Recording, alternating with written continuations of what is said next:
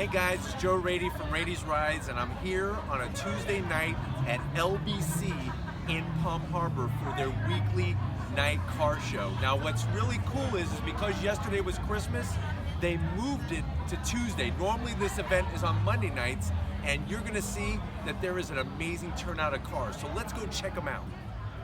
All right, guys, so I came across this Toyota Supra here at tonight's event, and this is probably going to be one of my favorite cars of the night. These Toyota Supras, you know, a lot of people say if it wasn't for Fast and the Furious, when the original Fast and Furious came out back in the early 90s, that these cars maybe would have just disappeared from the face of the earth. I don't think that's really the case, but I definitely think that the movie did a lot to inspire people to want to lust after these cars again. Toyota Supras been around for a very long time. They stopped making them around 1996.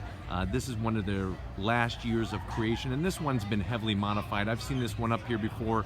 This car has over 1,000 horsepower, and it just is mind-blowing. But let me show you some of the things that I really love about these Toyota Supras. So I really like the front end of the Supra. I really like the aerodynamics and what those engineers were doing back in the 90s from Japan. The lines are very distinctive of the Toyotas, and it's just something that really makes them stand out. I like what the owner has done with the lower chin spoiler, all carbon fiber. I really like the wheels. One thing that's iconic about these cars is that rear spoiler. That rear spoiler you see there, that is actually stock. That has not been modified whatsoever in any way, shape, or form, and I like that. Some guys take the spoilers off. I really like when I see the original spoiler on there. Now, if you notice here in the back, the wheels are definitely not stock, and he's definitely running some fatter wheels in the rear for extra rubber there, so when he can get a nice launch, because like I said, with over 1,000 horsepower, it's all about getting the power to the ground. Just a very nice, clean example. Has some mods, but it's not overdone, and I really like that about this car. But definitely, like I said, one of my top 5 of tonight. All right, guys, here's another car from tonight's event that I've already fallen in love with. Now, I know some of you are probably saying, all right, a Scion FRS, what's up with that? You know, there's nothing really special about it. Now, just to give you a little bit of background information, Scion is no more. This car is now called the Toyota 86. This still wears its Scion badge because obviously it's a little older model, but if you were to go up to a Toyota dealership and you want one of these cars, this is a Toyota 86. Now, these cars were actually made together with the Subaru BRZ. What's really neat about it is that Toyota did a lot of the styling on the outside bodywork, but it was Subaru that actually worked on the engine. This does have the traditional flat 4 boxer engine that Subaru is really known for, and that's one of the downsides of this car is, you know, a lot of people are saying it needs more power. The reason why I'm showing you this particular one is that, guess what? The owner did just that. If we sneak up to the front here,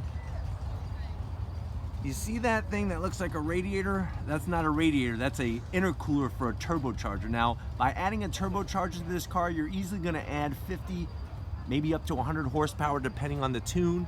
This owner did it right, and this is what many of the people are saying, is that the car's light, comes from the factory with about 205 horsepower. It's not extremely fast, but by adding that turbocharger, you're gonna be able to create that boost and create that extra horsepower.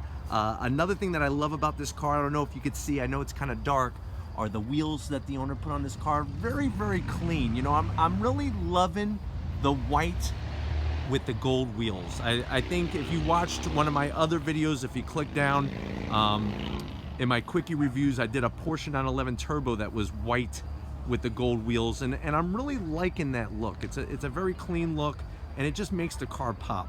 But this, I think, is a big wake-up call for Toyota, for Subaru. They need to put some turbochargers in the cars from the factory. They could do it. They have the technology, they have the equipment. I don't know what they're waiting for, but what's really neat is at this event, we have this one that the owner took care of it himself. So I just wanted to show you yet another fine example of what is available tonight. All right, guys, I found another car that I wanted to show to you. I know some of you might be saying, hold on a second, is he okay tonight? This is a Volkswagen Golf.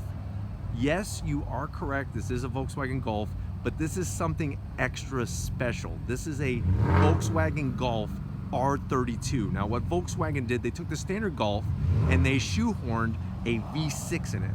And this is what they created. Now what I really like about this car is I'm really liking the red with the white wheels. I really feel that it just makes the car pop. Another thing, if you look at the front here, one way to automatically know it's an R32 is obviously you have the R32 symbol in the front, but you also have the chrome accents on the front bumper. I really like that touch. It really makes the car stand out.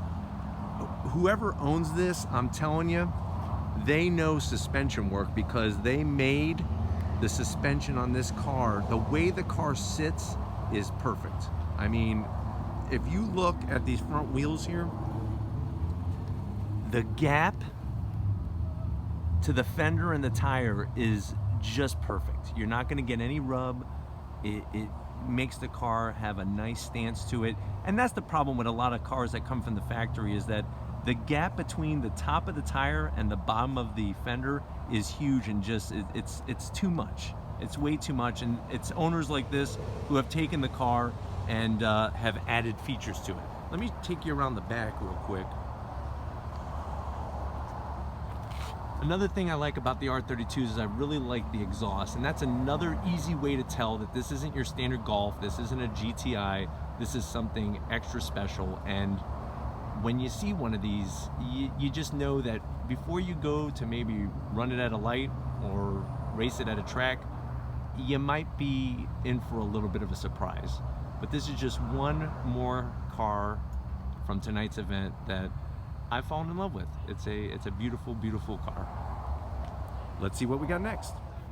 All right, guys, here's another car that is definitely in my top 5. Now, this car, it's really a big piece of Honda history. It's the Honda S2000.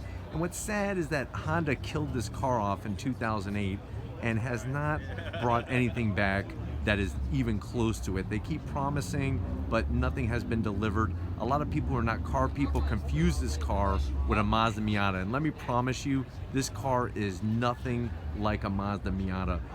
You have a straight 4 engine in it, 4-cylinder engine. This thing screams to about 8,000 RPM.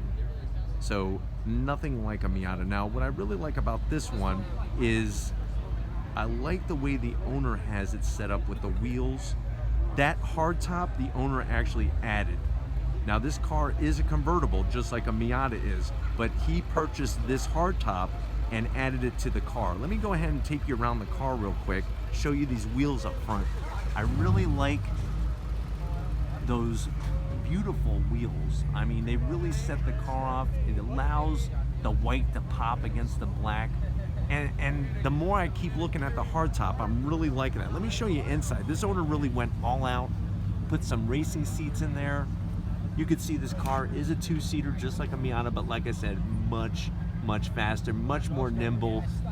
It's a Honda, so it's an excellent performer, and it's going to get you that great reliability. These cars are actually holding their values extremely, extremely well. So if you want one, you better be ready to pay, and you better get ready to get on the bandwagon because they are being bought up left and right.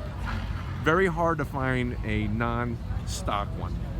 But you can see this one, if this one was for sale, this would definitely be one to buy. I'm really, really liking what the owner did here. Let me take you around the front.